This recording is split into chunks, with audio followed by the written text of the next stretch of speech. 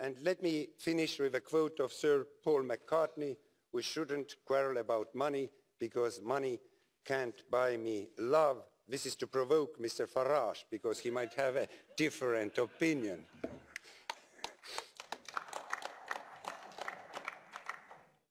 Well, thank you very much for the light relief and for making my job easier.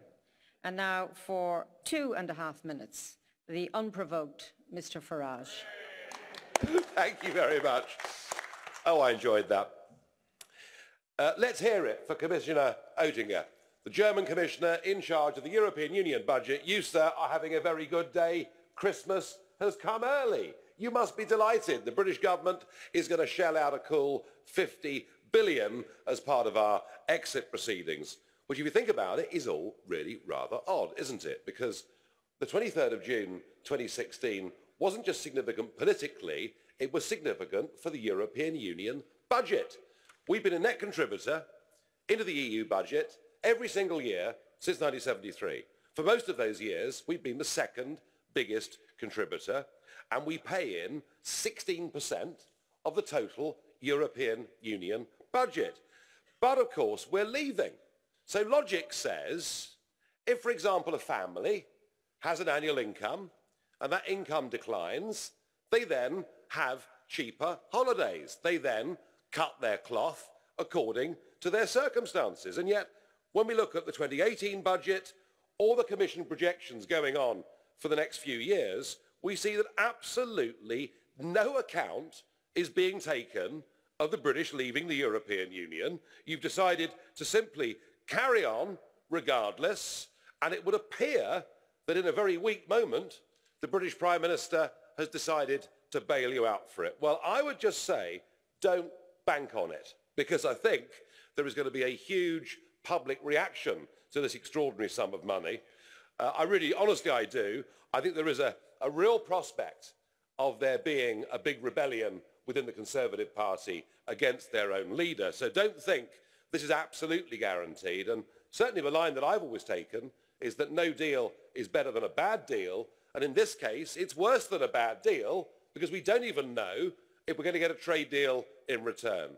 Even if there was a firm offer of tariff-free access to the EU single market, it would not be worth the 50 billion payment. So celebrate for today, Commissioner, but I promise you, it's not in the bag. Mr. Farage, there is a blue card request from Mr. Mureşan, our rapporteur. Do you accept? Please, Mr. Mureşan. Thank you very much, Mr. Farage, for accepting this blue card. Mr. Farage, for sure, the challenges that the UK budget is facing for next year are much bigger than the challenges that the EU budget is facing for next year. Your revenues are going down, your growth perspective is worsening, investments will be at a slower level in the United Kingdom next year, not in Europe. The question which I would like to ask you is, are you aware we have increased budget of the Union for next year primarily for research and innovation? Are you aware how much UK universities are benefiting from this? And are you aware who is the biggest beneficiary, which country is the biggest beneficiary of EU research funds? Thank you very much. The fact that the Office of Budget Responsibility is giving a bearish prognosis for the UK economy doesn't necessarily mean that they're right. You know, we had lots of people, lots of big organisations telling us that if we didn't join the euro, we were headed for ruin, and thank God we didn't do it. Yes, I am aware of the extent to which our money, recycled through the European Union, comes back to British universities. And some of it comes back to be very well spent in research. And I acknowledge that, and I understand that.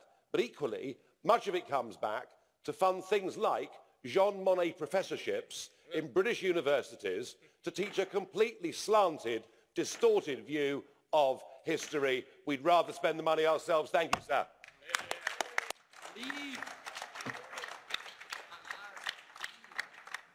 Thank you. I think for clarification, the House would agree that the United Kingdom is still a full member of the European Union and remains so until the end of March 2019. I now move on for the next speaker for 1 minute, Mr. Mureşan.